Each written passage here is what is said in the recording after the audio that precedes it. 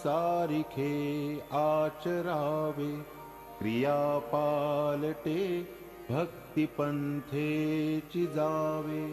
बहुश्रापिता कष्टला अंबरुषि, तयाचे स्वये श्रीहरी जन्म सोषी। दिला क्षीर सिंधू तया उपमानी, नुपेक्षी कदा देव भक्ताभिमानी। धुरुले करू पापुडे दैन्यवाणे, कृपा भाकिता दीधली भेटी जेणे। चिरंजीव तारांगणी प्रेम खाणी, नुपेक्षी कदा देव भक्ताभिमानी।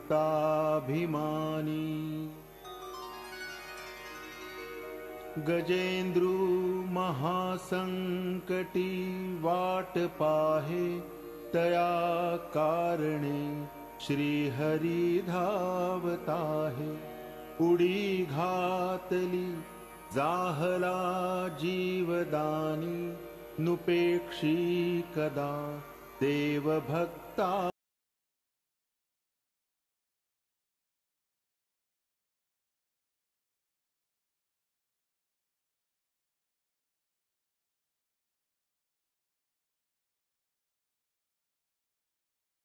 अभिमानी अजामेळ पापी, तया अंत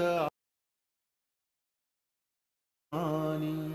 विधि कारणे जाहला मत्स्यवेगी, धरी कूर्म रूपे धरा पृष्ठभागी। जना रक्षणा कारणे नीच योनी, नुपेक्षी कदा देव भक्ताभिमानी। महाभक्त प्रल्हाद हा कष्टविला, म्हणोनी तया कारणे सिंह झाला। नये ज्वाळ विशाळ सन्निध कोणी, नुपेक्षी कदा देव भक्ताभिमानी। कृपा भाकिता जाहला वज्रपाणी, तया कारणे वामनू चक्रपाणी। द्विजाकारणे भार्गव चापपाणी, नुपेक्षी कदा देव भक्ताभिमानी। अहल्ये सती लागियारण्य पंथे, कुडावा पुढे देवबंदी तया ते।